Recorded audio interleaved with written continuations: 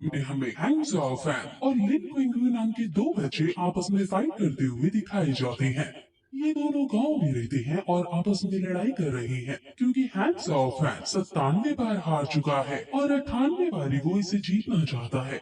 लिन क्विंगू बड़ी आसानी से उसे हर बार हरा देता है, लेकिन फिर भी हैंग झाओ फैन हार नहीं मानता और उसे बार बार हारने के बाद भी फिर से उसे मैच के लिए ललकार देता है और उनकी लड़ाई देखकर आसपास के सारे बच्चे हंसने लगते हैं। लड़ते लड़ते वो लोग एक टेंपल में पहुंच जाते हैं और वहाँ भी सब हैंग झाओ फैन के ऊपर हंसने लगते हैं क्योंकि वो थकान के मारे सही से चल भी नहीं पा रहा था, लेकिन फिर भी लिन क्विंगू को चुनौती दे रहा था। वो फिर से आपस में लड़ाई करने लगते हैं और लिन क्विंगू इस लड़ाई को मजाक में ही ले रहा था, लेकिन अचानक वो बहुत गुस्से में आ जाता है और अपनी तलवार से गुस्से में हैंग झाओ फैन पर हमला कर देता है और फिर उसकी तलवार हटाकर उसकी गर्दन को अपनी तलवार से घोटने लगता है और उसे कहता है कि क्या तुम अब भी जिद नहीं छोड़ोगे। जब हैंग मना करता है तो वो उसे जान से मारने ही वाला होता है कि तभी वहाँ मंदिर का प्रीस्ट आकर उसे रोक लेता है। एकदम लिन भी होश में आता है और हैरान हो जाता है कि वो अपने दोस्त के साथ भला ये क्या कर रहा था। मॉन्क उनको डांटता है और कहता है कि अगर मैं ना आता तो तुम इसे मार ही चुके होते। लिन फिर हैन को वहां से ले जाने लगता है। अब जैन अपने घर चला जाता है और उसकी मॉम उसे अपने डैड को भी ले जाने को कहती है, लेकिन जैन अकेला अपने आप ही जाने लगता है। वो टेम्पल में मॉन्क के लिए खाना लेकर जा रहा है। अब मॉन्क जो कि टेम्पल में बैठे थे, उन्हें आसमान में किसी अनहोनी के होने का अनुभव होता है और वो तुरंत बाहर जाते हैं। वहीं जैन जो टेम्पल की तरफ आ रहा था, उसकी तरफ कोई ब्लैक शैडो आती है और तभी फिर मॉन्क उस शैडो को नोटिस करके उसे मारने के लिए आगे दौड़ते हैं और जैन को बचा लेते हैं। मॉन्क शैडो को डांटते हुए कहते हैं कि आखिर तुम शैतान कौन हो जो एक बच्चे को अपना शिकार बना रहे हो। वो शैडो जब मॉन्क पर भी हमला करने लगती है तो मॉन्क भी अपनी पावर का यूज करके शैडो पर हमला कर देती है। मॉन्क मार्शल आर्ट्स में एक्सपर्ट है और वो शैडो मैन अपना असली रूप ले लेता है और दोनों के बीच अब कॉम्बैट फाइट शुरू होने लगती है, जिसमें मॉन्क आसानी से उसे हरा रहे होते हैं। वो आदमी फिर अपनी पावर का यूज करता है और उसके पास इविल पावर्स हैं। मॉन्क उसको देखकर गुस्सा करते हुए कहते हैं कि आखिर इस इविल को प्रैक्टिस करने की तुम्हारी हिम्मत कैसे हुई।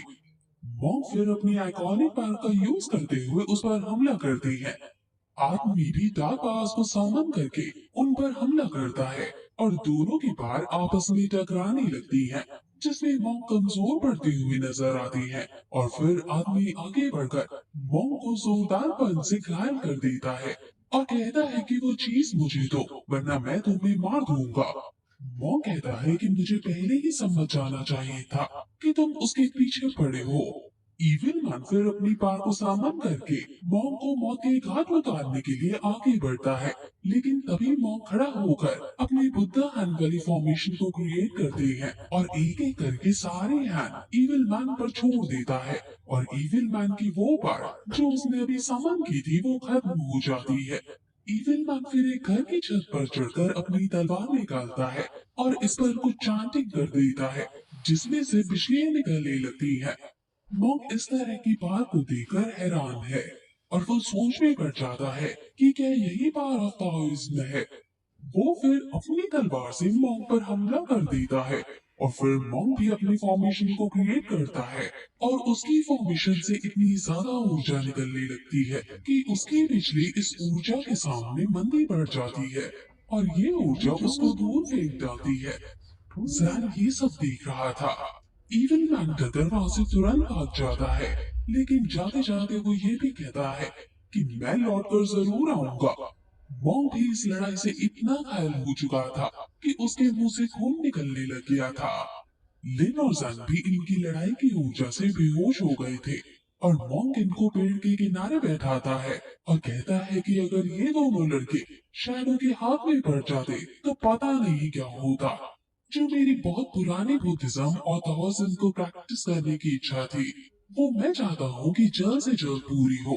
वो फिर अपने भगवान को याद करते हैं, लेकिन तभी वो अपने हाथ में शैडो का जहर देखता है और समझ आता है कि आज से तीसरे दिन उसकी मृत्यु हो जाएगी। वो फिर जैन की नर्व्स चेक करता है और उसको हील करने की कोशिश करता है। वो कहता है कि तुम अपने दोस्त की भी चिंता मत करो, तुम्हारा दोस्त भी ठीक हो जाएगा और तुम अब सीधे सुबह ही उठोगे। वो फिर उससे पूछता है कि आसपास तूफान आ रहा है, तो तुम यहाँ इतनी रात को क्या कर रहे हो? जिस पर सैम बताता है कि मैं आपके लिए खाना लाया था। ये सुनकर मॉन्क खुश हो जाता है और कहता है कि अब मैं समझ गया हूँ, ये सब बुद्धा की इच्छा है और ऐसा होगा। ये पहले ही भाग्य में लिखा जा चुका था। वो फिर उसे बताता है कि लाओना स्पिरिचुअल प्रैक्टिसेस का एक सेट है, उसे कोई भी सीख सकता है। क्या तुम उसे सीखना चाहोगे? जैन ने स्पिरिचुअल प्रैक्टिसेस के बारे में पहले कभी नहीं सुना था, इसलिए वो पूछता है कि आखिर स्पिरिचुअल प्रैक्टिस क्या होता है। जिस पर मॉन्क बताता है कि ये सांस लेने और छोड़ने की टेक्निक है, इससे तुम स्ट्रॉन्ग हो सकते हो। ये सुनकर जैन खुश हो जाता है, लेकिन मॉन्क बताता है कि लेकिन तुम्हें मुझे कुछ प्रॉमिस करना होगा, जो मैं तुम्हें सिखाऊंगा। तुम्हें इसके बारे में कभी किसी को कुछ नहीं बताना है, उनको भी नहीं जो तुम्हारे सबसे करीब हो। क्या तुम ये कर सकते हो? जैन कहता है कि मैं समझ गया। फिर मॉम कहता है कि तुम्हें दिन में सिर्फ एक ब्रेक लेना है और तुम्हें कभी भी किसी और के सामने प्रैक्टिस नहीं करनी है, तुम्हें सिर्फ रात में प्रैक्टिस करनी है। क्या तुम ये कर सकते हो? और सबसे इम्पोर्टेंट बात, जब तक लाइफ और डेथ का सवाल न आ जाए, तुम्हें इस स्किल का कभी यूज नहीं करना है। मॉन्ग फिर उसे बताता है कि अब सिर्फ मेरे मरने में 3 दिन रह गए हैं। अगर तुम्हारी जान कभी खतरे में आए, तो तुम व्योर नाम के आदमी के पास जाकर हेल्प ले लेना और उसे कहना कि तुम्हें पूजी और शैंग ने डैनियन टेम्पल से उसे ढूंढने के लिए भेजा है।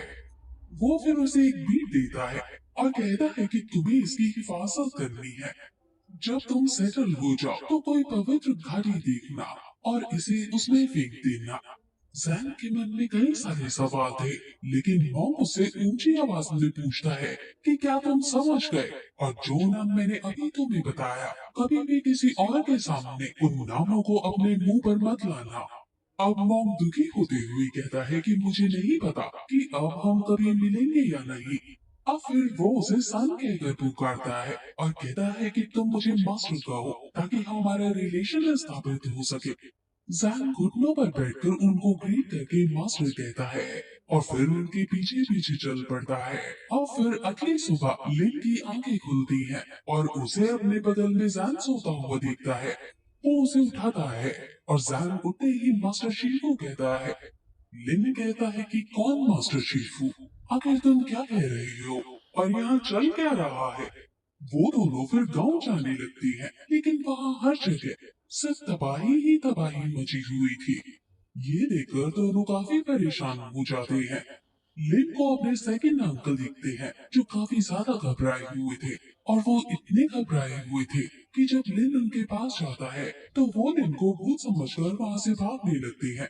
जैन टेंशन लेते हुए फिर अपने घर की तरफ जाता है और उसे रास्ते में कई सारी लाशें दिखती हैं। वो फिर अपने घर देखता है और वहाँ वो जो देखता है उसे देखकर उसके होश उड़ जाते